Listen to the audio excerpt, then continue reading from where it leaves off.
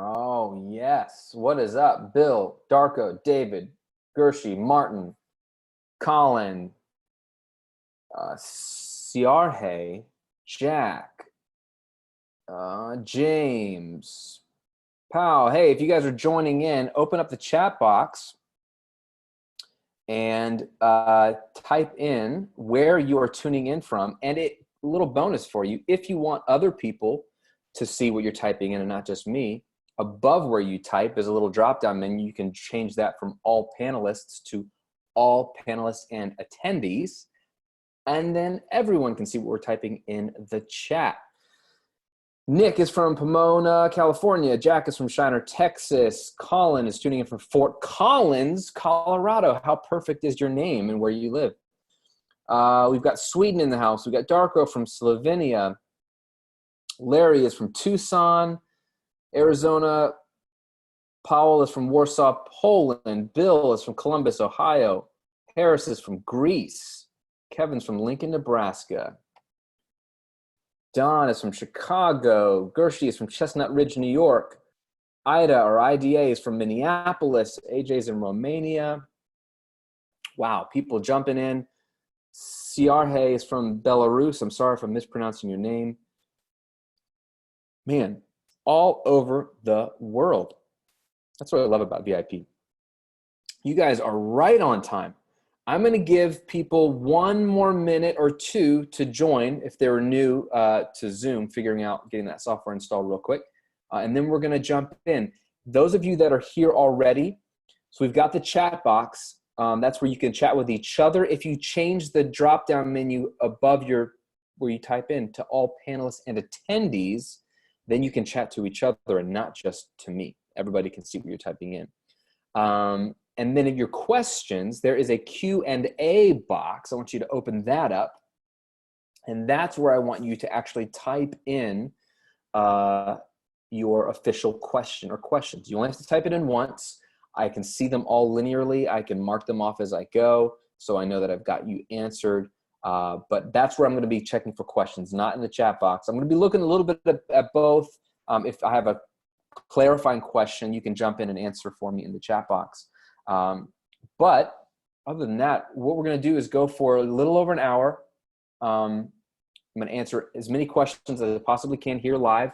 If you're watching the recording after the fact, I've got the, well, I had it pulled up. Where did it go? Got your questions that you submitted inside the VIP community. We'll pull those up so that I can answer your questions as well, even though you couldn't attend, which is not a problem. It's hard when we've got time zones all over the world and people's schedules are very different. So when you have a global community, it's a little more challenging to get one time. Okay, we've got another Slovakia. We've got, Don says, what about the raise the hand button? Nope, let's not mess with that. It's just too much for me to look at. Just add your question in the Q&A. And then if you have a follow-up or you want to leave a comment, leave it in the chat. Joe's from Pennsylvania. Awesome. Awesome. Okay. As people are jumping in, before we jump into questions, we got JR from New Mexico. I want to announce the winners. Is that okay? I don't want to make you wait. In case you had no clue, the Record Revolution on YouTube just crossed over 500,000 subscribers a month or so ago, which is a goal I never had. So I'm not going to tell you that I was like, yeah, I want to get 500,000 because I didn't think that was possible. And when I was looking at the stats, maybe in January, I was like, oh my gosh, we might be able to hit 500,000 this year. And it happened, and it's absolutely insane. For what was at least 10 years ago when I started making YouTube videos, kind of a dorky little niche that wasn't really that big on YouTube. Now audio is like, we rule YouTube. There's so many of us. So many of you have your own YouTube channels. It's super awesome. So now it's a cool community. But to celebrate, I wanted to give away do you see the theme here? 500,000 subscribers. I'm going to give away 5 gifts of $500 in the form of a Sweetwater gift card, so you can buy gear, whatever you want, on me. And so if you already were a VIP member, we let you know about that. And if you didn't know, you are automatically entered to win, so you don't have to do anything. And then I know a lot of you joined just to be entered to win, and so you were entered to win as well. And you know, hopefully you'll stick around because VIP is super dope for a lot of reasons. Mini courses, live Q&As. Really the big reason is because there's thousands of people like you in this community that are super, super awesome people, very collaborative, supportive, creative, a lot of talented people, a lot of people that are connected. So get connected. But then if you still like, if you only came for the free stuff, we also do challenges every single month, and I give away $200 to a lucky person every single month and a song mix critique. So yeah, it's a lot of fun. But let me announce those winners real quick. So if you just were here to find out if you're a winner or not, then you can move on. But then I'm gonna answer your questions. Let me pull them up here. All right, we've got 5 of them, okay? So winner number 1, and if you're on the live call, if I call out your name, will you like all caps say, oh my gosh, it's me? Because I don't know if you're on the live, if you're just on the recording. Winner number 1 was Kent Griffin, or GR Jake is Kent's username, from Black River Falls, Wisconsin. Congratulations, you just won $500 worth of gear. Winner number 2, Rodrigo Di Salva, username is 7Salva, guitarist, singer, songwriter from Barcelona, Spain, who volunteers in his worship team. That's near and dear to my heart, yes. Winner number 3 was Mark Ulrich, MD Ulrich 75 from Newmanstown, Pennsylvania. Working class guy, plays in a blues and country rock band. Love it. I love blues. I love when I don't love country, but when blues and country mix together, that's what like old school country was. I'm down with that. Tyler Heron is number 4, our 4th winner. The T Heron 95 is his username. Aspiring mix engineer from Palm Springs, California. Palm Springs, yes. And then our 5th and final winner of the $500 gift card to Sweetwater is Erica Smith, username Musical Erica from West Jordan, Utah. Erica's a classically trained singer with a bachelor's degree in vocal performance, taught piano and voice for over a decade, happily married with 3 little kids. That is awesome. I have 2 kids, and I can't imagine how hard having 3 is. So congratulations to you 5. My team is going to hook you up with your $500 gift card to Sweetwater. If for some reason you can't purchase something from Sweetwater, because you can buy anything digital from Sweetwater, it doesn't matter where you live, but if for some reason they won't ship to you or there's some problem, we will get you a gift card to a better store that better suits you where you can buy gear. The whole point is I wanted you to have some free gear on me as my way of saying thank you for caring about what I do.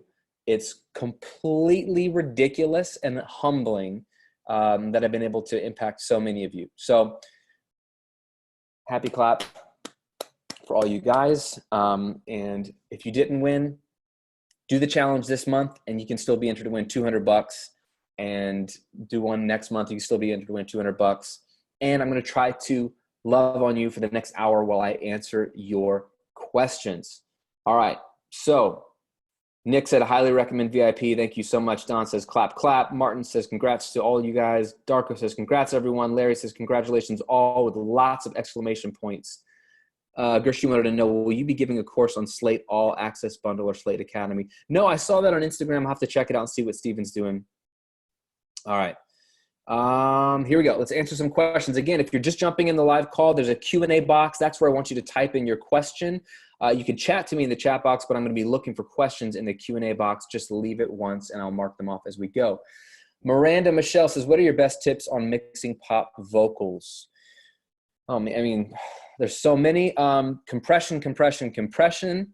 So get the compression right. You want that vocal to be as upfront sounding as possible, which takes a lot of compression. But if you feel like you're squeezing all the life out of your vocals, then don't compress your vocals so hard. I'd rather you do a little bit of compression and then stack it. So copy that compressor a second time. So now you've compressed the already compressed vocal a little bit as well. Sometimes I'll go 3 deep. That way no one compressor is working so hard, and you get a little bit of that gain reduction, a little bit of that makeup gain. and a little bit of that upfront sound with each level of compression. It's getting the EQ right. It's getting that nice breathy vocal without it being too harsh. And honestly, a really cool trick you can use is the hype vocal trick, which is really parallel processing for vocals. So you take your vocal and maybe you've EQ'd and compressed it a bit and it sounds good, but when you A/B it with like a pop vocal on your favorite pop track and that vocal sounds so like hyped and amazing yet natural, and you're like, how did they do that? Here's what you do. You do a copy of your lead vocal, either through a send or just literally copy into a separate track. So now you've got two versions of the same vocal. And the second one, you just high pass filter the crud out of it. So you take out all the low end, you boost a ton of top end, like 8K, 7K, 10K. So it's really sizzly. Add some saturation that's really top end and sizzly. I really like, speaking of Slate, I love his free Revival saturation plugin. Super awesome. Just take that top knob and crank it. And then compress the heck out of it. So it's really consistent, like it's going to be harmful to your ears to listen to. But it brings out the breathiness, the hypeness, the excitement, the airiness. And then you pull that fader down. You go back to your regular lead vocal, and then you slowly pull up that hype vocal fader just a little bit and blend it in.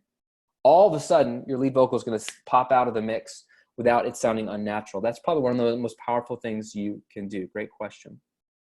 Nick asks, should I expect to have phase issues if I record an acoustic electric DI into my interface and mic up the guitar? That's a really good question. I don't do that very often, and I've only done it once personally on a record we recorded in a living room and played live. So we just got the four of us in the living room, got in a circle. We recorded a Christmas EP live, as it were. And so I mic'd up my guitar, but because there was bleed, the drum kit was literally across the room. I also did a DI. I don't remember if there's any phase issues. I'll have to see if I can go find that session. That was from 8 years ago. See if I can dig it up. But you can always just zoom in on the two tracks and see. You'll see if they're out of alignment. If anything, you're going to have the mic'd acoustic version slightly delayed from the DI version, which might cause it to be slightly out of phase. But you can just line them back up and they should be back in phase. Or the DI might flip it. Sometimes like an amp might flip the polarity, or excuse me, a microphone might flip the polarity of a guitar amp. And the DI would be the opposite. But you can just check. No phase issues, that would warrant you to not do it if you really needed to do it. You can easily fix that. Let's see. Kevin Lawrence says, I have had and am having a busy and crazy schedule that's really interrupted my participation in this group. Is there an archive where I should go? So an archive for what, Kevin? These live calls? Because if that's what you're asking about, yes, there's a whole thread. I'm right in it right now inside of VIP where you can click on live calls. Let me see if I can share my screen here. Hold on. Bop, bop, bop, share screen, Google Chrome. Boom, you guys see that? So you scroll down and you do live Q&A calls. You probably already know this, I'm sorry. And all the replays are here. So all the archives are here. That's simple. So that's the only archive there would be is the live Q&A calls. Everything else is always up there. All the mini courses stay, everything stays.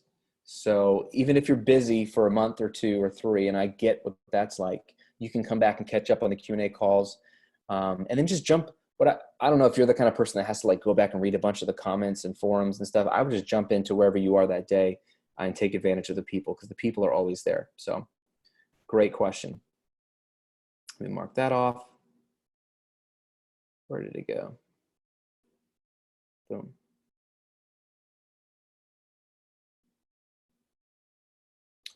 Robert says live, good morning, Graham. My question is about recording vocals. How do you set up your headphone mix so you can hear yourself sing and hear the song, etc.? Can't seem to ever set up my headphone mix so I can hear myself, which makes recording vocals even more difficult. Yeah. Okay, so it depends on your interface. Robert, can you tell me in the chat box what kind of interface you have? Because some interfaces, the smaller ones, a lot of times have a mix knob. And so what that does is allow you to blend like the direct signal. So If you go all the way to the left and you're recording your vocals, you'd hear just your vocal in real time. If you go all the way to the right, you just hear just the playback coming back from your software. Robert has an Apogee duet. So with the duet, no mix stop, right? You can do this in the software. You should be able to do this in the software that comes with it. It's like a little mini mixer software. I forget what it's called. I have a duet, but I haven't used it in a long time. And then you can blend the input signal with what's coming out of your DAW, Logic or whatever. So you should be able to do that inside of the little mixer software that comes with the Apogee Duet. That would be the best thing for the Duet, probably because the Duet's still USB. It's not super fast. Maestro, yeah, Apogee Maestro. So shouldn't you be able to do that in Maestro? If not, you just need to get the latency. Apogee Control is the new one. Checking now, yeah. Usually that's how it happens, like on my Focusrite interfaces, that's all handled with their mixer software, which is just like Maestro or Apogee Control. It's called Focusrite Control. And so I can create a mix in this little floating window of incoming signals, aka my vocals, and playback from my DAW. And so I balance two faders, a stereo playback from my DAW, up or down, that's everything coming out of Pro Tools for me, and then mic input 1 or whatever, which is the input. And I just create a balance so I hear myself in real time, and I hear the playback. So check that out. James asks, how about a program with the cell phone providers where if someone likes a certain song or video, that person can call a phone number and they can charge the caller $1.25 and the artist keeps $1. I think that'll happen soon. Maybe a new crypto. So it's kind of like tipping. You know, it's like using your phone to, you like a song, you tip it, the person, and they get a little cut. It's not quite exactly what you're saying, but that's happening in certain podcasting apps in China where you can be listening to a podcast, and if you like it, there's just a button built in. They're gonna have to do this at some point with their own platform, but they can just hit a tip button and just send the podcaster $1 or whatever. They may, oh, that was a good point. Oh, I'm loving this show. And it's a way built into the app to just monetize the content and show some love. Let's see, let me go to the community. Nick Silva wrote in, I'll get to you, Nick, hold on.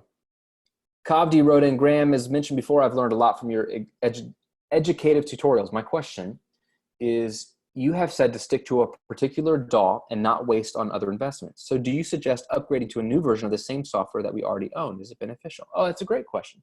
I'll tell you what I do. I only upgrade, so my DAW is Pro Tools. I've been using Pro Tools since 2003.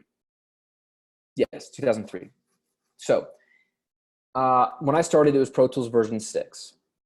My current version is Pro Tools version 12, and I think I'm 2 versions behind because then they changed the nomenclature to the year. So last year it was Pro Tools 2018, and this year's version is Pro Tools 2019. I haven't upgraded to either one of those because I'm too busy and I haven't paid attention, and I don't know if there's any features that I desperately need. So I've always historically for the last 16, 17 years only upgraded every 2 or 3 times, maybe every other version. But it was when there was a feature set that came out that I desperately needed. So I upgraded from 6 to 7.4 because they added elastic time and elastic audio, which was like this time stretching stuff that Pro Tools didn't have. It was super, super awesome. Then I upgraded to version 8 because they added all these new virtual instruments and they redesigned the whole interface. It looks more beautiful, and they added better MIDI functionality for people that are stupid at MIDI like me. Then I upgraded to 9 because that was the first Pro Tools version where you could use any audio interface. You didn't have to use Avid's audio interfaces. So I jumped ship to Focusrite stuff.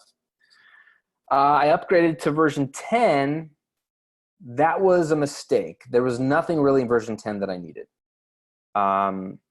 Version 11 was what I should have waited for because that's when they rewrote the entire code and made it a 64-bit application. And it was way faster. And then I upgraded to 12 because they gave it to me for free. And I think I didn't upgrade to 12 originally because there was nothing sweet I wanted until like 12.4 or whatever, when they finally added commit track commit and track freeze, which just saved my life. So I was like, dude, that's awesome. And I just asked them to give me a free copy because, you can do that. If you, usually I pay for this stuff, but if I'm thinking about it, I'm like, hey, can I get it for free? And they're like, yeah, thanks. Substance says, that reminds me of your story with Izotope ozone. Yeah, I've done a better job of skipping versions with ozone. I started with version 5. 5? No, I lied. I started with version 3. Skipped 4, jumped to 5, skip 7, jumped to 8. So it's all about, will it give you functionality that you need? But yeah, that's the best way to do, is upgrade your own DAW. But don't upgrade every single time unless you just, that's the kind of person you are, which is totally fine. Great question. Noah Butler wrote in the community. Graham, this is Noah from Ludowiki, Georgia. That's cool. I'm having trouble mixing double vocals. Can you give me some tips on it? They always seem to sound kind of robotic. Thanks ahead of time. Yeah, if you're mixing doubles where the levels are very similar, it's gonna have a huge chorusy effect because of the natural phasing, which sounds robotic. If you tuck this double under a little bit more, you can kind of just get past the robotic sound, and then it sounds like Dave Grohl from Foo Fighters, which is cool and not quite robotic, but it's still stylistic and obvious, and that kind of works for him. And then if you like to do what I like to do, I take the double down even further, so it just slightly thickens up the lead vocal, adds a little bit of volume, but it doesn't sound robotic. So to me, it's all about level and balancing the two. Brad Vogel wrote in, last chance for you to purchase a Sweetwater. You're still trying to get me to buy the Waves NX head plug-in thingy. You'll trade for a free mix. No, you don't have a deal. I'm sorry, bro. Anywho, my question is this. I've been using the Slate Everything bundle for a while now, and it's awesome. Is it true that analog plugins work better if you keep levels around -12 dB? I've heard that a few times from some YouTubers, but others say it's not true. Man, mixing can be confusing. Here, Brad, so I'm one of those people that have talked about that.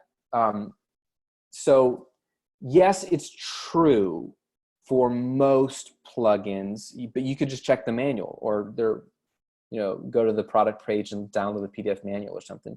They'll usually tell you the best level to operate the plugin at, which is the way gear always was. So if you're talking about, let's say, I was going to say 1176, but that doesn't have a VU meter on it. Let's just take a Fairchild. None of us have an actual Fairchild. Maybe you have a Fairchild, but let's say you bought your Fairchild because you're rich and you've got one and you got it in your rack. Super great sounding compressor, but it was designed by a designer to operate at an optimal level. So the reason you have VU meters on physical gear was to maintain proper signal level, gain staging across everything from your microphone to your preamp, which is probably the first stage of gain, and then from the preamp to an EQ, maybe from an EQ to a compressor, etc. So by the time you hit the Fairchild compressor, you want to make sure that you're sending not too much signal and not too little signal into the compressor. And so you look at the VU meter and you adjust the input knob on that compressor while looking at the meter to make sure it's hovering over 0 dB VU, which is where the 0 is. And it can be louder or quieter, but it's like, where is it hovering? Its average volume is at 0 dB VU. Then that's the sweet spot for the Fairchild, okay? And they just calibrate the meter, is my guess, to whatever level that is. And that allows you to keep optimal signal flow all the way through the train, through the console, to the tape, or Pro Tools, or whatever, right? In the digital space, we don't have this problem as much because there's no noise floor. You can go from your interface into your DAW, let's say Pro Tools, and it can hit an EQ and a compressor and a saturator. There's no noise that it's being added. But what problems occur is typically we overload plugins, and if they were emulations of a Fairchild, let's say you've got the Fairchild emulation, and you want to send signal into it, it is usually coded to operate the way that the actual analog counterpart was, so that the manual will probably tell you that this plugin operates best with an average level of -18 or -16 dB RMS as the average volume, which if you do the math is the same as 0 dB VU, interestingly enough.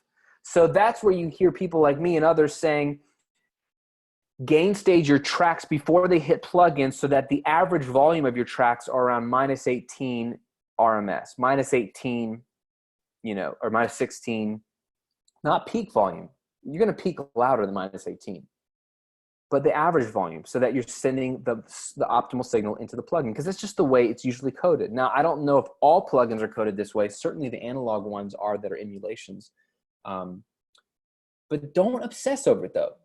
Again, this is a win, but really the win is that knowing this forces you to do what I think, which is more appropriate gain staging levels, which gives you more conservative levels, which sound better in the digital domain anyway, because you're not clipping, you're not getting close to those last couple of dB of gain right before it clips, they just overload, don't sound good.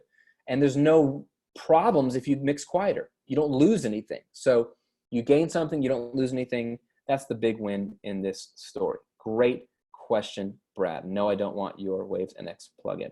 All right, back to the live call. Harris wrote in, I'm using Easy Drummer 2 for my songs, and there's a kick sound which I like the most. When I start mixing, though, I can't get it to sound the way I want. It's always too thin. The click is annoying. The low end is kind of messy. Doesn't come through the mix, even though I do a high pass to almost every other instrument. What might I be doing wrong? Is there a frequency other than around 50 to 70 that I could add that body that I'm missing? So you like the kick drum by itself, but you don't like it when it's in the mix.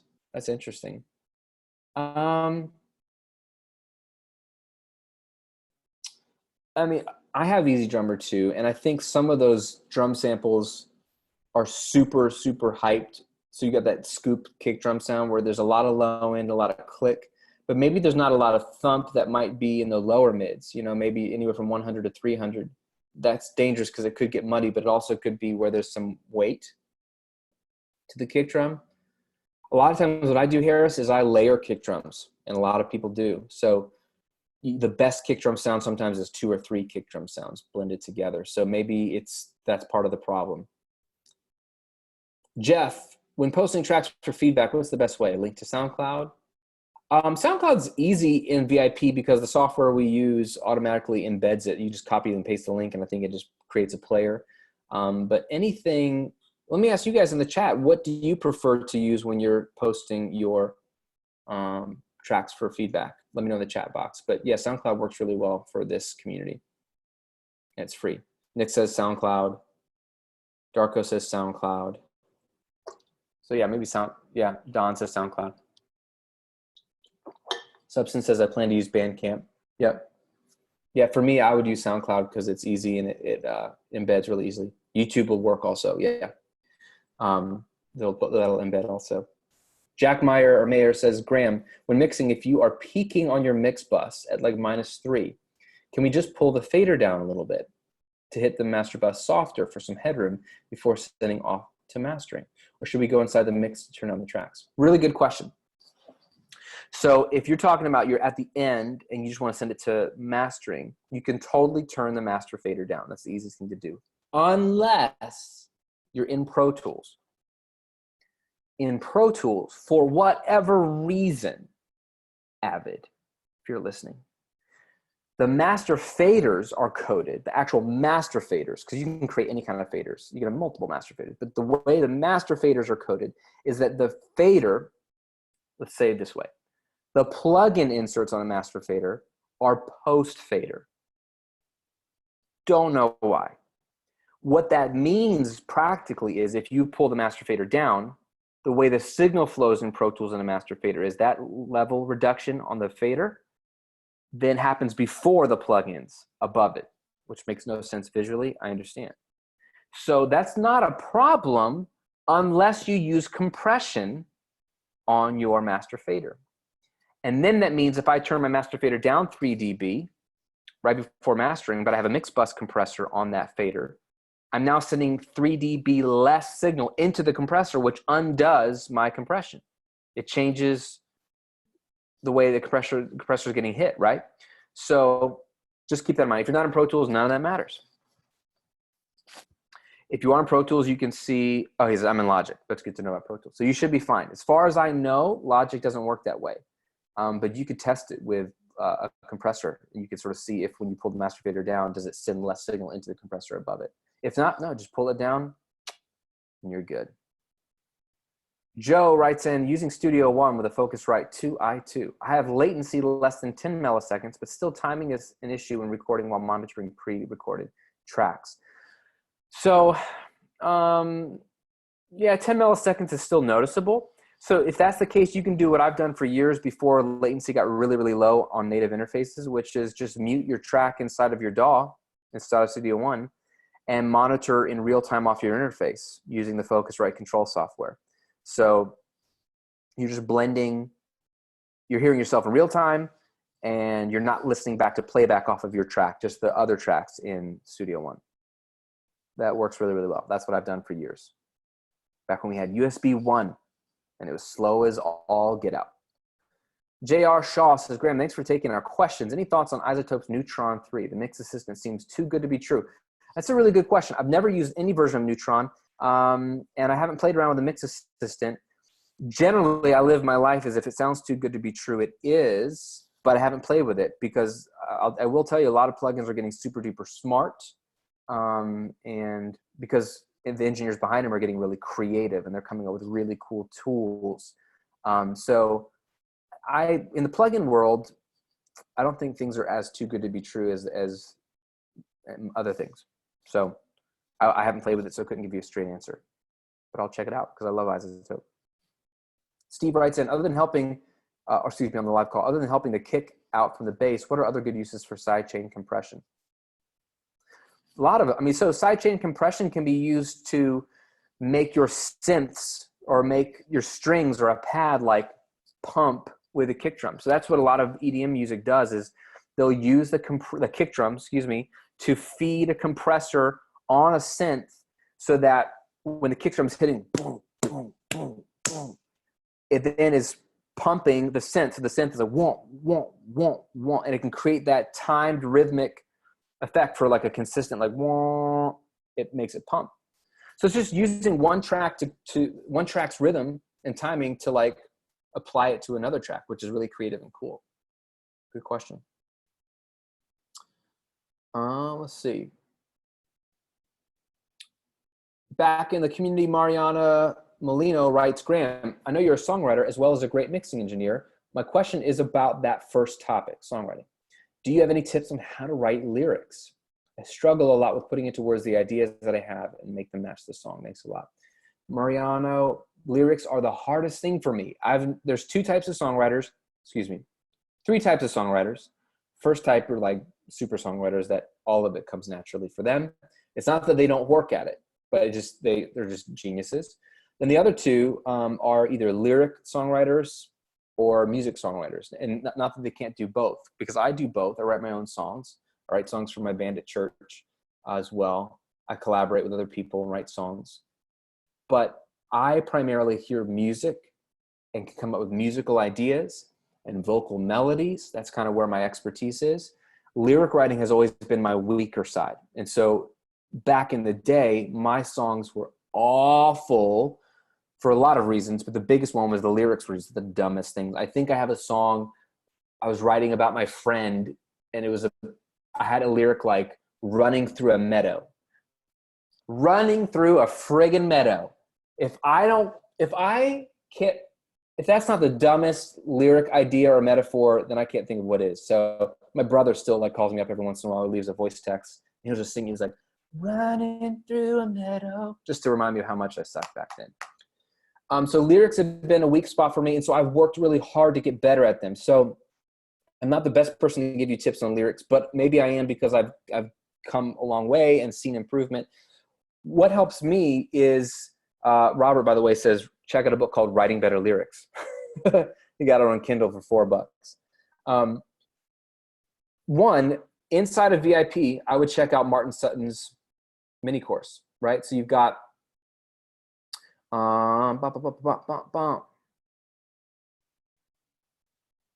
we? Sorry, I made the window small. Go back to VIP, and then we'll go to courses. And under the courses, there is one called Writing Choruses and Hooks. I would check that out with Martin Sutton, because it's a simple mini course, right? We was talking about the hook and the chorus of the song, and I'll share my screen here so you can see it. Right, so we're inside the courses section, and it's super awesome. He's got techniques for writing choruses, so it's actually, you know, multiple modules, but he talks about lyric placement, and then he talks about repetition, and then he talks about emotion, like delivering emotion, where to get ideas. Martin's teaching style is so good. He's genius, and he's got great ideas.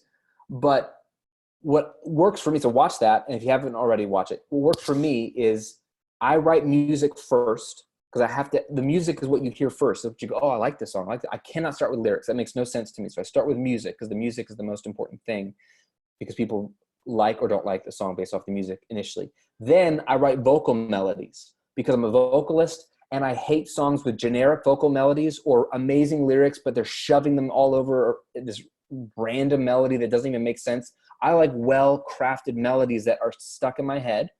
So then I write a vocal melody and I make up gibberish until I fine-tune the notes in the melody. Then I go back to song ideas, lyric ideas. What is this song about?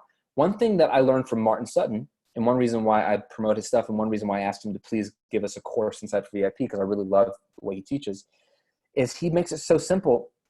He says, like just look at a list of movies and get like titles of movies are cool ideas for song lyrics. Quotes from movies are cool idea for song lyrics, because movies have such well-crafted dialogue a lot of times.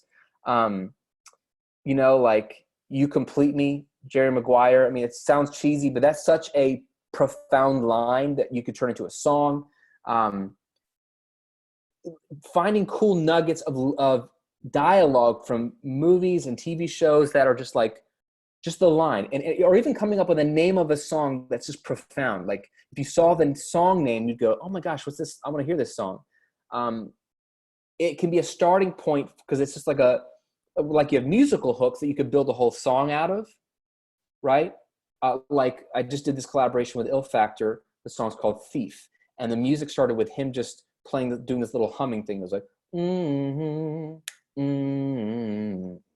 and it was a little hum riff. And we had that for 2 years and sat on it, and finally we like fleshed it out to a whole song. That was like the germ of the musical idea.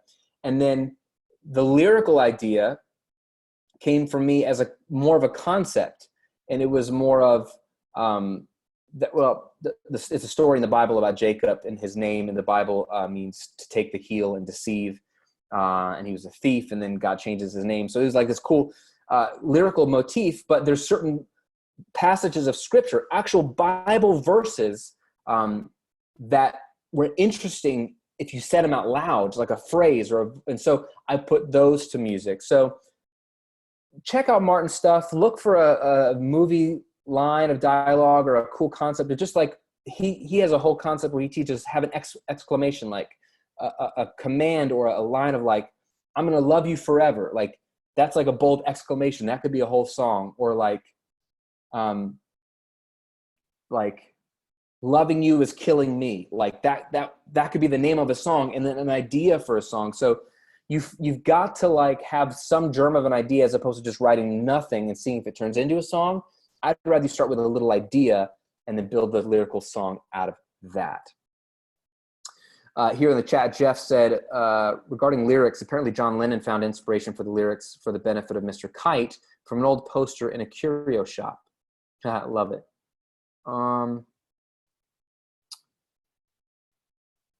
Yeah, Ron's recommends Essential Tools, Rhyming Dictionary of Thesaurus. Yep. Chalk says, check out Brian Eno's Oblique Strategies cards if you're stuck. Authors use it for writer's block. Yeah, you almost just need some little concept to get going. Let me get back to our live questions. Where were we? Let's see the questions you guys wrote in. Let's see. Gershi is live here also, wrote in, Graham, longtime fan, student of yours. Thank you so much. Question, the perfect amount of reverb, not too much yet, not too little. Take for reference Celine Dion and her song Because You Loved Me or The Power of Love. That mix is superb in general. I agree. I would love to get that sound on my mixes and the vocal effect especially. What reverb is best? Or better yet, what setting is best on the actual reverb plugin? How should I stack my reverb channel for this particular genre? Thanks for your incredible patience and help as always. So Yoshi, I would have to literally pull up those songs right now and listen to them to be able to tell you anything about the reverb, because I know that they're great mixes and great songs, and Celine is one of the friggin' best vocalists of all time. But I couldn't tell you what the reverb settings are without listening to them right now. And then I would forget in a day. I'd have to listen to it as I mix to realize, is it really bright? Is it very long decay? Is there any pre-delay on it? Like, I would have to just listen to it and study. So I would listen to it and study. Hopefully you're doing that. You can use your stock reverb and then try to quickly start with a preset that gets you closest to it, and then you're going to have to fine tune the preset. You're never going to stick with a preset on reverbs generally. And then I always put EQs after my reverbs to fine tune them even more, filter them so that they're the right tone and frequency. But if you find that you're getting stuck, and some people have agreed with me, the reverb plugins that come with our DAWs aren't the best. Now, they're good enough for someone like me because I hate reverb and I just don't care.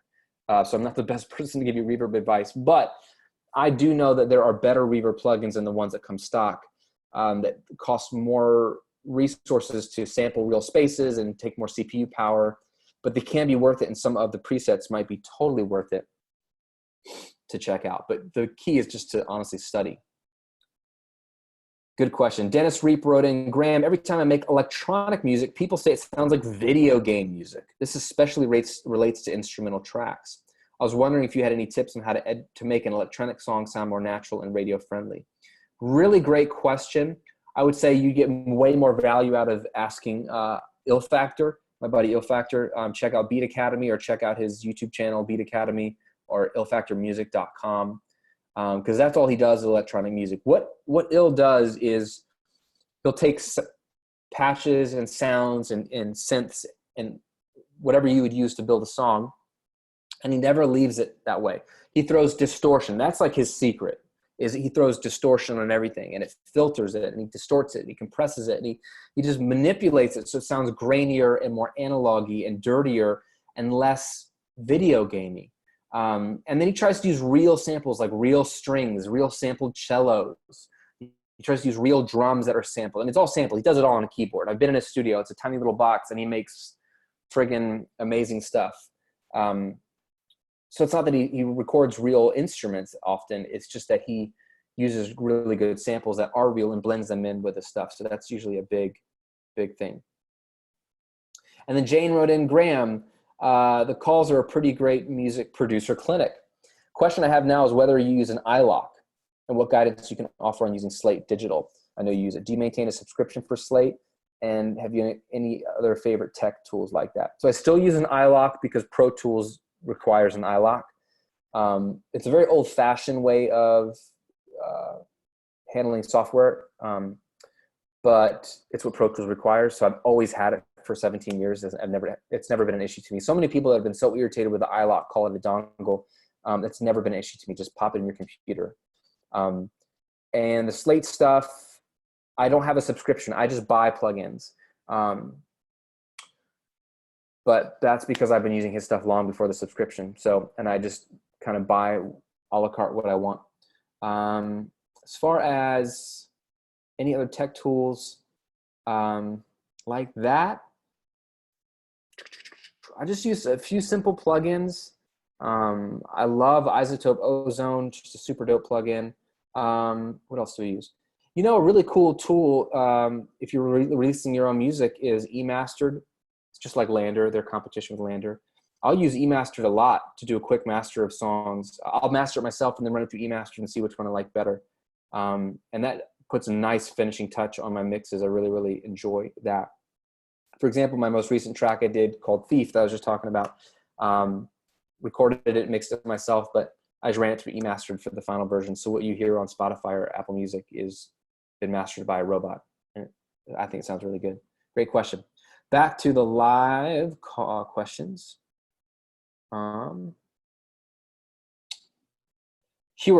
Says, tips for getting the crisp sound for drums. I use high-pass filters, but still don't get the crisp hi-hats and snare. Also, any pointers for creating drum tracks for my DAW? So crisp can mean a lot of things. I mean, what mics are you using? What room are you in? How do the cymbals and hi-hat and snare actually sound in the room? Honestly, most home recording drums sound like poo because the drums sound like poo, and the drummers don't drum very well. Those are the two biggest reasons. It's rarely mic or mic placement, but then those are the two that I can help you with. I can't help you if your drums sound bad. I'll tell you to change the heads and get better cymbals, and I can't help you if you're not a good drummer. But let's assume you've got really good sounding drums, like they actually sound crisp in the room, and you really are a good drummer and you hit consistently, right? Then I can help you with microphone choice and placement. So there, it's a matter of starting with a single overhead, which is what I do. Just get a mono overhead, and while the drummer's playing, or if you're the drummer, throw it over the kit somewhere, it doesn't matter. Get a good condenser, point it down at the kit, right over the snare, and see what it sounds like. Record it and listen back. And then assess, okay, is it balanced? What do the cymbals sound like? Are the cymbals too harsh? Should I back off, go a little higher up, a little away from the cymbals? Because you'll still probably get the same level of snare and kick, but it might diminish the cymbals a bit.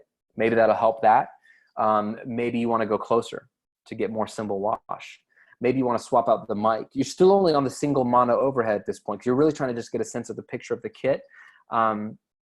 So swap out the mic maybe. A lot of times guys are using ribbon microphones on drum overheads because they allow you to keep brightness on a cymbal without it being harsh. Some of the best drum overheads I've ever heard are ribbons. So that's the biggest thing, because that's going to be a big picture of your kit, is getting the overhead placement and microphone choice right. And then if you want to go stereo, that's fine. But at least you'll know kind of the distance and the mic choice. And then you can add a second one and kind of just get a stereo image the way you want as a second thing to consider. Then it's kick mic, get that sounding really good. And that's all about kick choice, mic choice, and placement as well. You just don't want to throw up the mics and then record and be like, why does it not sound crisp? The best drummers in the world and the best drum producers in the world fiddle with stuff, and they get it right. Same thing with snare. A snare sound is such a complex sound because you're going to get a lot of the body of the snare with a close mic. And if you like to do under snare mic, that's going to give you a crisp sound as well, because you're going to get some of that the snare is actually underneath the snare drum, right? That's where you get a lot of that top end of the snare. Now, I don't like bottom mics because you create phase issues with your kick drum.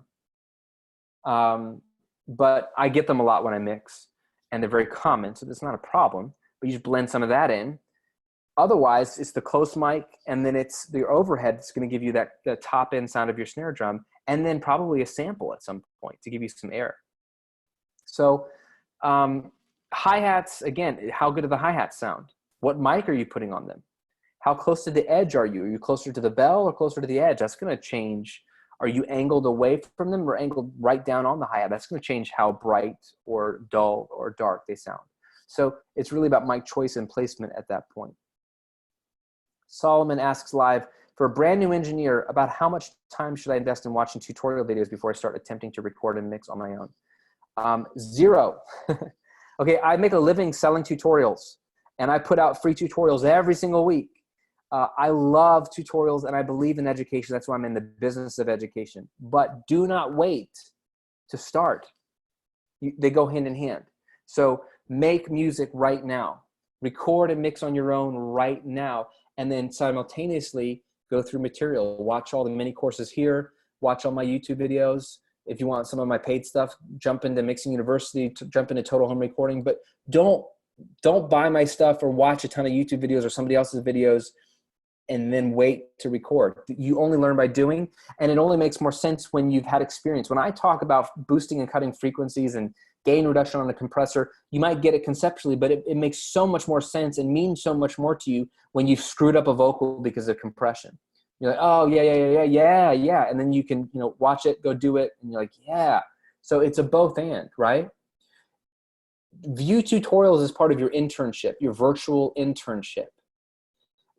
To intern, you don't just watch, you watch and do. You watch and do. That's how I interned, right? You do a lot of watching and a lot of copying. It's that master apprentice stage. You're the apprentice, and let's just say in this case, I'm the master. That sounds very egotistical, but I'm the teacher in this sense. You're on VIP, so you're part of my community. Let's say I teach you something about vocal compression. I'm the master, you're the apprentice for now. Soon you will be the master, young Padawan. So now what do? You do as I do. When I grab the threshold and turn it this way, you grab the threshold and turn it that way and practice on your own tracks. When I boost the EQ here, you boost the EQ here. The point isn't to copy what I do because what I do is genius. The point is to copy what I do to see why I do what I do. You don't just want to hear it and learn it. You want to go experience it and go, huh, I see what he's saying. And then as you progress in your virtual internship, you start to realize, I like the way Graham does this, but I don't like the way he does this, but I like the way Warren Hewart does this, but I don't like the way he does this. And you start to learn from all of your masters. You apprentice all of them. You virtually can be an intern with like everybody that's putting out content, which is mind-blowing that you can do that. And then you create your own version of it and your own like tweak of it, right? So you do it all at the same time together, always, always, always. You never stop watching tutorials. You never get to a point where you're like, I'm good, I don't need any more tutorials. You want to stay curious. You always want to learn new things. I do this. But at the same time, you never wait to produce until you're ready. You got to make bad recordings to get to the good ones. You got to go ugly early, get the bad stuff out. The good stuff's in there. Good question. Awesome. David Osborne. That's a song. I can't listen to your song right now on the live call, bro. I don't have time. But he says, how do I market this music? Is there a market for it? I'm struggling to pinpoint an audience because it's quite different style of music. I'm struggling to find a market for it is who to promote it to. David, you got to find music that's similar. Don't make music that's completely original that no one's ever heard of, that you don't know of anyone that's doing anything like it. You might just be fooling yourself if you think that. But if you genuinely are making music that no one's ever done, this might sound really mean, but I would say don't. There's no way to promote something. It's very hard. Very hard to find an audience for music that sounds like nobody else. It's counterintuitive because when we create music, we're all a product of something. We're all influenced, but we also want to be original. And I understand that. And when I was younger, I used to say, I don't sound like anybody. It's original rock style music, right? But that doesn't help your music get shared. It doesn't help people consume your music. People don't have the time to listen to your music. So you have to do the work for them by telling them, if you like this group, and this group, you'll like my music. That's your job, is to figure out what 3 artists are most like you. And I know you don't want to put yourself in a box, but you have to. Put yourself in a box. It will help your music go farther. So people go, oh, okay, so if you like Linkin Park, Mudhoney and, I don't know, Perfect Circle, you're going to like my album. And then someone like me can go, oh, I know all those bands. Interesting. Oh, cool. I'll check it out. Or I'll go, what? And I won't check it out. That's your job, is to figure that out. And then Robert said, put it up in VIP and see what people think. Yeah, don't ask me. Ask the community. The community is smarter than me. Collectively, the community is way smarter than me. Steven Tyler, 87.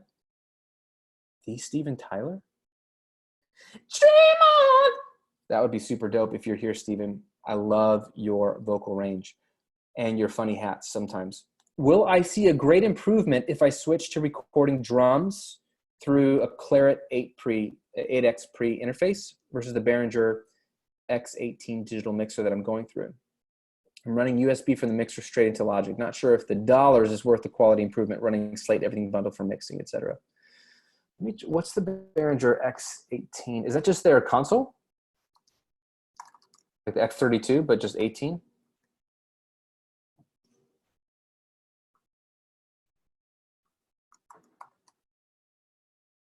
I'm looking. Images.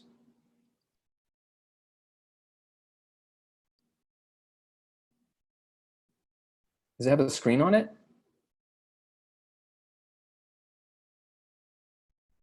Yes, iPad controlled X32. Steven is actually my middle name. And my dad said he didn't listen to Aerosmith much. Right, exactly. Dude totally did. Or maybe it's just a good sounding name. It came naturally. All right, so Okay, so my answer to you, because if it's the same as the X32, which it looks like it's the same Midas preamps, no, I don't think you're going to see a quality improvement that you're going to hear. That's a super dope mixer. Okay, I've been a Behringer supporter from day one, okay? I've been a guest contributor on their blog. I've reviewed their products, like their old school products, like the cheap, cheap, cheap stuff. Huge fan of Behringer. Even when people were hating them, I stood up for them because I can make a record with Behringer gear and make it sound good. And if you can't, you must not be talented. So that's the position I took. Maybe it sounds arrogant, but it was to prove a point. It's not about the gear. That being said, Behringer, when they acquired Midas and when they rolled out the X32, game over. Like the Midas preamps in that console, I've been to so many live shows where I'll like take a look at what the F front of house is running for the band, and their sound guy is bringing an X32 into the venue. They're just bringing their own because it sounds so good. Those are really, really good pre's. It's a really, really good system. It's probably the best stuff they've ever built. I have a Claret 8 Pre-X. I love it. Love it, love it, love it. But I don't think you're going to notice a difference. The only difference would be is the Claret is Thunderbolt, super low latency, so I can record in real time through plugins in real time. I don't need UAD. I just record through whatever plugins I want. I throw compressors on my vocal chain, and so that's because of the Thunderbolt connection. But if it's USB, unless it's USB-C, then you're in good shape. All right, good question, Steven Tyler. Michael Garner says, Graham, I'm a worship pastor at a church. What would you recommend for training and teaching our audio team that's mixing front of house during our services? All of our audio team is self-taught mostly by what I've taught them in the past years, and it seems difficult to create the experience we want during our live music because I'm usually playing on stage and can't be there next to them. Any resources, wisdom? Great question. I struggle with the same problem. So, Michael, let me ask you, are you a set-up, tear-down church, or do you have your own building? Because if you have your own building, then this is an easy problem to solve. If you have your own building, then you schedule trainings. And maybe you already do this, but what you do, you're set up, tear down. So you're like me. Okay. So then what you do, if you're set up, tear down like me, is you see if you can get in the facility. If it's a school, we meet in a YMCA. And sometimes we can get permission ahead of time to come in on a Saturday evening after they close, after 6 p.m. and stay all night and set up early. We don't do that often, but if you can get into the facility and get everything set up and practice, that'd be super dope. Like what I did is I have the Personas, we run all the Personas Studio Live consoles. And what's super awesome about that is you can record a Sunday service on your Studio Live into your laptop and then come to a Saturday night session and run those multi-tracks back through the console. So you can mix the band live that was recorded from last Sunday. That's what I love about the Studio Live consoles. The multiple channels flow both directions on the cable. So you don't need the band. You can be back there with just the sound guys, and you can pull up and mix the band. Granted, there's no stage noise. It's a little different. But you can then do a live training session. If you can't do that, have them over. And then what you do is you order pizza. You say, come for free pizza, drinks, whatever, all on me, food, snacks. We'll stay up late and I'm going to do some training. If you can't get into your facility to do that, then what you do is you do it at your house and you have your 2 or 3 or 4 sound people come over. Same thing, pizza or whatever their food of choice is, wings, whatever. Have them come over and then you teach them 3 things. There's only 3 things they need to know for live to work. 1, level. Okay. You say, I'm going to pull up, I'm going to do it in Pro Tools or Logic. We're going to pull up tracks that are recorded, right? Maybe they're live tracks from your session, but you don't have it on the mixer necessarily, but you can teach the concepts and use see these little faders. This is just like our console. Okay. The most important thing about building a live mix is to start with the faders. And how I mix live music is I start with the kick drum. Always, always, always bring up the kick drum, right? Then I bring up the bass guitar or bass synth, right? You're building that foundation. Then I bring up the snare drum. Then I bring up the lead vocal. Kick, bass, snare, vocal. And you show them that you're like the kick and the bass together, but especially the kick, is what makes live music feel exciting in a church, at a rock concert, anywhere. Because you have subwoofers, because it's loud, because it's live, if they don't feel the bottom, and I know a lot of churches want it to be turned down, and I want to respect volume levels. I don't want to hurt anybody's ears, but the low level doesn't hurt people's ears. If it can be a little higher average volume because it's not as piercing, but that's what makes people feel it in their chest. So some of the worst mixes are the balanced ones up top, but there's no meat at the bottom, so they're not exciting. Why be there live if it's not exciting? So build up that kick and bass. So like, do you feel it? You feel how we can feel it in our chest a little bit, even though it's on small speakers.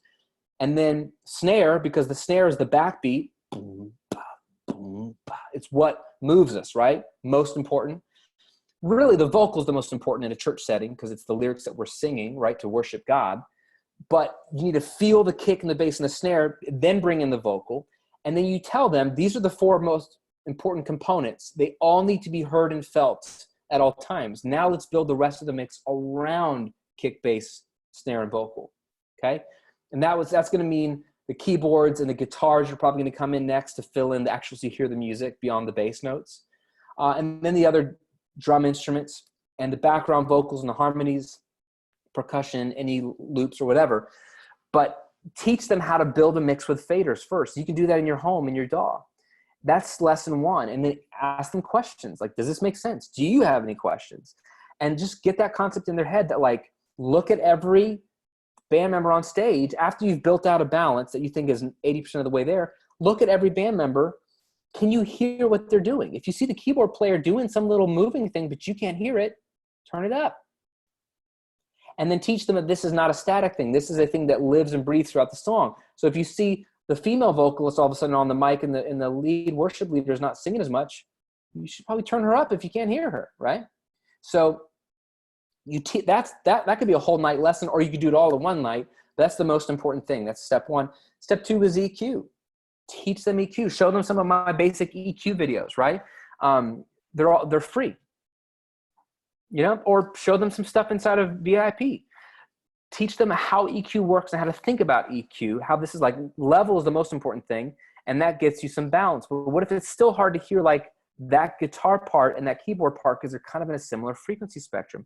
Teach them about EQ and teach them about a high pass filter, very important live, and how to just sort of find everyone's little sweet spot and make sure that everything pokes out, right? And then third and final, most important, is compression. You need compression to manage any kind of live sound. So you teach them, okay, you got a good level for that lead guitar, but sometimes it gets buried and sometimes it gets too loud. What do we do about that? A compressor. It's a little automated volume fader in a box. Same thing with a vocalist. How do you make sure you hear every word that he or she's singing in the lead vocal? Compressor. And you teach them the basics of compression. Again, my free videos. Now, EQ and compression are harder to grasp than level, but they can grasp it if you do a few trainings. Say, I want to do 3 trainings. And you do one night on each one, and I'm going to provide food, give the church to pay for it because they should. And if they don't, then just love on them and pay for it. And that's going to be more instructional than anything else. And then what you need is you need to get someone else to lead worship a couple times for you. So you can go back there with a sound person, one for each person, and then you let them mix and you just hang out with them and you give them a comment. You say, hey, I'm having a hard time hearing when he goes to the floor tom, I don't really hear it. What do you think we should do about that? And then like that way you can mix live with them. So it would be worth the investment. Once they get it, and if you have a digital board, then you can save a lot of these EQ presets, save a lot of the compression settings, which is what we do with our Studio Live mixer. It's all digital, and save the mix balance, and you're going to be 80% of the way there. This will be game-changing for them, and they don't have to be audio people to figure that out. Really great question, Michael. I'm glad you asked it. All right. I can go for another 13 minutes. I got another meeting after that. Let's keep rolling. Kevin wrote in live, is there any guide for the digital recording workflow levels? Besides, they just don't hit 0. Example, when I'm in the field, they generally shoot from -3 to -6 down as a safety margin. I know there's issues of headroom versus clipping. Yeah, I just did a video on this 2 weeks ago on headroom, or last week on headroom. So you can watch that on the YouTube channel. I have a whole article on Recording Revolution about do you know how to read your meters? And that kind of explains a lot of it. But the key would be, I'm not very technical. What I look for on my meters is peaking 75% of the way up the meter. That's it. Every meter is different. I get it. But I look to peak no more than 75% of the way up the meter. You don't need any more level than that. That keeps me safe. And that's good for recording levels. That's what you're asking about, digital recording workflow levels. If you ever feel like you need more gain later when you bring it back to mix, or even if you're doing it for video or whatever, you can bring up the gain just on the actual clip level easily without any processing. But that's going to give you plenty of headroom. -3 to -6 is fine, but it's cutting it really close. There's no reason to cut it that close. I would hate to like have the perfect performance or the perfect dialogue or the perfect, on field sound, and then it clips that one moment because you were just playing it a little too close to the edge. There's just no point. You don't gain anything from being that hot. Paul Poland says, do you have any tips, recommendations with regard to vocal improvement plugins such as Melodyne, as like recommendations for what other plugins to use or how to use them? Yes, thank you, Substance. The video is called Your Mix Needs Headroom and 3 Ways to Get It. Oh, how to use Melodyne is what you're saying. Okay. So I did some videos on Melodyne years ago because it's my vocal tuning video of choice, or tool of choice. So if you just go on the channel or on recordingrevolution.com and type in Melodyne, you'll see some videos there. The key about Melodyne for me is there's 2 ways to use it. You can use it where you you get your audio in Melodyne, your vocal, and you just listen through and manually just adjust the notes that are off, which is like the purest form of doing it. I take it a little step further because I like a little bit of automation. I like a little bit of everything being slightly better. So I will do a global snap to pitch, but by 50% max, right? Because you can have 100%, 0%. I'll do a 50% max global, conform all the blobs to the closest pitch. But then you still have to go through and manually listen to everything, because Melodyne will get it wrong. Or no, Melodyne's never wrong. It's that if you were a little flat and you're actually closer to a B flat versus B flat versus a B, let's say, it's going to pull you to what you're closest to if you do a global snap. So it might pull you to the wrong note, but that's where you were closest because you were really under on that note. So you need to listen through everything and then manually fix the ones that Melodyne got wrong. But everything will be a little bit tighter, not too tight, a little bit tighter, then manually fix the problems. And then what I also do is I'll tighten up vibrato while I'm there. If it's a little too garbly, I'll smooth out things. I'll elongate notes or shorten notes, because you can do it all in Melodyne as I go through the song systematically on the lead vocal. Does this take time? Yes. Is that how great pop vocals are produced in every kind of vocal these days?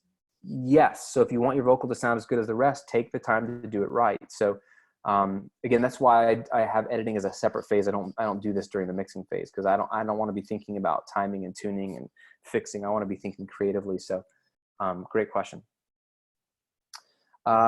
Talasker says live, Graham, this is Kai from North Germany. I have a question about your business video. In my area, I can see that people fight so hard for even mixed jobs for free. Leaves me a bit helpless. Where do you go from there? Seems like even on that level, self-marketing skills are more important than being a good mixer. No, self-marketing is what's going to get you in the door. If you're not a good mixer, you're not going to get any referral business, and you're just going to have to prey on people that don't know that you suck, right? So you need both. You got to be good, and you got to learn marketing. Everything is marketing. So every business needs marketing, and you can do it yourself. It's pretty easy these days because there's more tools that are free. Oh my gosh, it's amazing. Like, people complain, and I'm not saying you're complaining, so I'm not talking about you, Kai, but people complain about the work it takes to get yourself out there. What they don't realize is that 20 years ago, you needed work and a ton of money. Now you don't need money. So like, the marketing gods have taken away the need for money. Now you just need your time. If you're not willing to work on your business, then why should you expect a business to be handed to you? So again, I'm not talking to you, Kai, but marketing is a reality for everybody. Artists, mixers, educators, coaches, right? Whatever you sell, you got to market. So for you, you got to get out of North Germany, man. Not you physically, but you got to get out of that market. Work with the people locally. That's the easiest place to start. But if you're saying you're trying to work with everyone locally and it's not working, then you've got to get on something like VIP. You got to connect with other people that need mixers here. You got to get on something like Sound Better. You got to get on YouTube and promote your stuff. You got to just get where people are and add value to them and have conversations. Get in Facebook groups and be a super helpful resource. Like if I were you, I would find a Facebook group right now that's for songwriters and people in home recording, and join the Facebook group, be in it every day. You don't have to be in it for long, but like 15 minutes, 10 minutes every day, and interact. Don't self-promote, but interact, answer people's questions, answer the recording people's questions, the songwriters' questions. These are all going to be people who aren't technically savvy like you are, who want to know how to make their music sound better. You can recommend better microphones or better placement. You can listen to their songs and give them feedback. You can be super helpful, and people are going to realize, dude, you're super awesome. You're going to build a lot of goodwill. You're going to get a lot of attention because you're just adding value for free, which is AKA the business model for the recording revolution. I've been putting out videos for free for 10 years and articles for free for 10 years. And that's what allows me to sell a subscription to VIP to you, or to sell a course to you, because I built goodwill. I served you first. If I just jumped in and said, hey, buy my course called Mixing University, or hey, join VIP, it's amazing, you'd be like, who are you and why should I pay you money, right? I've had to add value first. That's why I've had 500,000 subscribers on YouTube, because I've been adding value for free for 10 years, and I will continue to do so because it's a huge part of marketing for me. It's you add value first. So I would do that. Silvana asks, you also use Patreon. I did use Patreon for a short amount of time. I mean, the page was live forever because one of my buddies knows the founder of Patreon and got me on it. Patreon is great if you're a content creator and can't monetize what you do. I can monetize my content because I sell courses and memberships like this. So I don't need Patreon, and it was just too much to keep, going. So I didn't really push into Patreon very much. Answer your question, Gershi. Let's see, back in the comment section that people wrote in. Nick Silva says, Graham, I'm very new to music production. I've been told by a mix engineer that my tracks aren't very good. My genre is grunge rock, and I've been using Logic Pro's Amp Designer for guitar and bass tracks, and Drummer modified and converted to MIDI for drums. I use an inexpensive Samson condenser mic or an SM57 for my vocals. Anyway, I'm hoping you can tell me some things I may be doing wrong that are preventing quality tracks. I was under the impression that this way of recording would lead to ideal signal and no ambient noise. How could I produce tracks that lack quality? Just to be clear, I'm talking about audio quality, not musical ability. It's a very different problem. Well, so Nick, amp designers and fake drummers aren't better than the real thing. I would argue the real thing sounds better. Unless you don't have access to a drum kit, and you don't have a good drummer, and you don't have good drum mics and a decent drum room, then maybe drummer might sound better. But I would always choose to record a real amp over a fake amp any day, because who cares about ambient noise if the tone is better? Most of the songs that we love, if you just take grunge, for example, all of that was done with real instruments. And there's a crap ton of ambient noise, and none of it's quiet or clean. So the goal isn't pristine. The goal is that it sound awesome. Okay? So that being said, there's nothing wrong with Logic Pro's Amp Designer, and there's nothing wrong with the Drummer plugin. There's nothing wrong with the microphones that you're using. It just may be a lot of other things. Maybe you don't pick good guitar tone. Maybe you don't have the right combination of amp, tone, and guitar. That's a huge common mistake, because a lot of people are like, bro, I've got all the virtual amps in the world, and I plug in my guitar, and it doesn't sound like what it should sound like, because maybe it's not the right guitar. Maybe you're trying to play stuff that should be played with a humbucker style guitar, Les Paul, but you're playing with a Tele, and it's always going to sound like a Tele, Or maybe you don't know how to choose the right amps. That's one common problem with these amp designer plugins, is that they give you amazing amps that these days sound a lot better than they used to, but a lot of kids don't know the amps in real life, so they don't know good combinations. That's another art form and craft, is just being a good guitar player. So I'm going to assume that you know this stuff, because if you don't, that's where you got to study amp cabinets and heads and combinations with guitars and pickups. There's so much that goes into good guitar tone. And then drums, Logic Drummer sounds pretty good, but a lot of it could be just a lot of the mixing decisions. I would post your track inside of VIP. I would get feedback on your track inside of VIP, and I would ask people, hey, a pro mix engineer told me my stuff doesn't sound good. Do you agree? Can you tell me why? If I could do one thing to improve this mix, what would I do? Get feedback from people. They're gonna have to hear it, because let's assume this guy knows what he's talking about, and maybe they don't sound good. So then maybe people can jump in and help, and maybe he doesn't know what he's talking about. Maybe it does sound good, and maybe he just disagrees. Let's see. Oh, and Nick is here live. Awesome. David Garcia says, I just watched your video on 3 ways to get headroom for your mix. I've seen these tips in other lessons. They've been very helpful, but I'm having the same problem. Since the overall volume increases as the mix progresses after adding compression, reverb, delay, saturation, and other plugins in each channel, I always find very little headroom after finishing the mix. So I was wondering, does it affect the sound if I add a trim plugin in the mix bus to reduce the overall volume of the mix?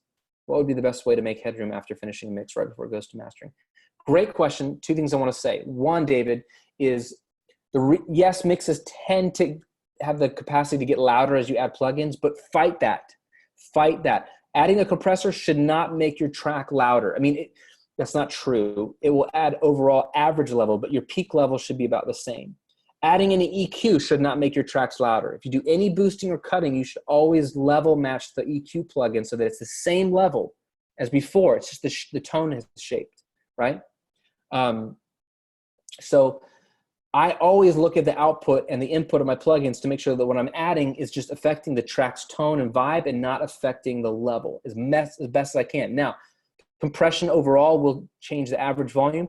I do a lot of parallel processing. That will add volume. And if you add reverbs and delays, that'll add volume. So yes, you're going to add some volume. So I just wanted to make that point to fight it. Do your best to fight it because a lot of people don't. That's your step one into keeping your headroom and preserving the headroom that you had at the beginning. Step two is, yes, you could totally put a trim plugin. But if you put it before the plugins on your master fader, it's going to affect what's going into your plugins, and that's going to undo any of your compression on your master fader. So I would just put it at the end, right? You can turn the gain down at the end, at the last stage of your master fader, or just turn the master fader down, which we talked about earlier on this call. But it kind of just depends on the signal flow of your DAW. Again, because in Pro Tools it's a little different. I have a master fader that I don't touch. That's the actual master fader. I have a fake master fader that's just a stereo bus or stereo aux, and that's where I put my plugins. And then I put a master fader before that aux, like that's feeding into that aux. And what does that do in Pro Tools? It sounds weird, but that allows me to actually see and manipulate the level on the way to that track, on the actual bus that it's invisible, that you can't see. So I can see if I'm clipping the bus before the mix bus plugins, because I could be clipping and not know it because I put a compressor and it reduces the level. So I think, oh, I'm not clipping, but I was actually clipping before the plugin. And you don't know that unless you have that mini master fader in between. And I use that, I turn that down to send less signal to my actual master fader where my plugins are. So yes, you can do that towards the end, but try to avoid it along the way as well. Guys, I got to wrap up here, man. This has been great. I wish I got so many more questions I want to answer. You guys are just continuing to add so much value by asking really, really good questions. Two things. One, thank you for being here. All of you here that are here live, I really appreciate your time. Thank you for watching the recording, for submitting questions. I'm sorry I couldn't get to all of them. This community continues to just grow, and I'm doing my best to get through them and add a ton of value with my answers. Two, congratulations to you 5 winners. Again, if you missed it at the beginning, well, you can go back and watch the recording when it's posted. But if you won, we're going to be emailing you out and giving you access to your $500 gift card to Sweetwater or wherever you need to buy gear. 3, if you're a new VIP member and you just joined for that promotion, take advantage of it. The whole month, you're here, right? I gave you free access to check it out, try it out for a month, so you might as well try it out. Watch the mini courses. The best part about VIP are the people like you. So if you came here for a ton of content, I mean, I've got a bunch of mini courses from some of the best people in the business, and I included some of my own as well, and it's good stuff, right? But honestly, the cream of the crop in this community is the actual people. The way this membership is structured is community first. There's a reason why I've kept the cost super, super cheap, because I want as many of my best people in it, because that's where I think the value is in the people. So if you don't post questions, if you don't jump in and provide feedback to others and get involved in the conversations, you won't get a ton of value out of VIP. Yes, you can come to the live calls. Yes, you can watch the courses. And yes, you can do the challenge and be entered to win free money every single month. But it's the community where you're going to get the most value. And that's the reason why I set this up. So what my goal for you is to find what you need. So for example, If you need a cellist on your next song, I want you to post in the collaboration section. Like, I need a cellist. Do you play cello? Do you want to play my song? If you want to co-write a song with somebody, like if you want to be stretched in your songwriting and you're someone like me who's a rock guy, you could say, hey, I'm a rock singer-songwriter looking to collaborate with an EDM producer or a country producer or a hip-hop songwriter, right? You can get those kind of cross-genre collaborations and break out of your shell. If you need someone to mix your song, post, hey, I'm good at recording. I'm not confident in my mixing ability. I'm getting better at it, but I would love to hear what someone else could do to my song. Would you be interested in mixing my song? Right? That's what I want you to do. If you need a drummer, ask for a drummer to record on your single. If you just need someone to listen to your song and see if it sounds crappy or not, do it. If you need gear recommendations, post about it. If you read a really interesting article, share it, right? If you found a really great YouTube video that somebody did, share it. I want you to be proactive in this community because that's where you're going to get the most of the value from it, right? That's the whole point. Do that. Promise me you'll do that. Be the person you want other people to be in the community, and this community will continue to be amazing. We've been doing VIP for a year now. It's continued to grow, and what's amazing is the quality of people has continued to stay the same. So thank you for being super awesome. Thank you for being super dope. Thanks for your ton of your support. And if you're a subscriber on YouTube, thank you so much for being one of those 500,000. Means a ton to me, and it's a huge honor. And let's continue to just help each other out and make better music. So have a great rest of your day wherever you're tuning in from. And I will be seeing you inside the community. And I hope that you win some free stuff next month. See ya.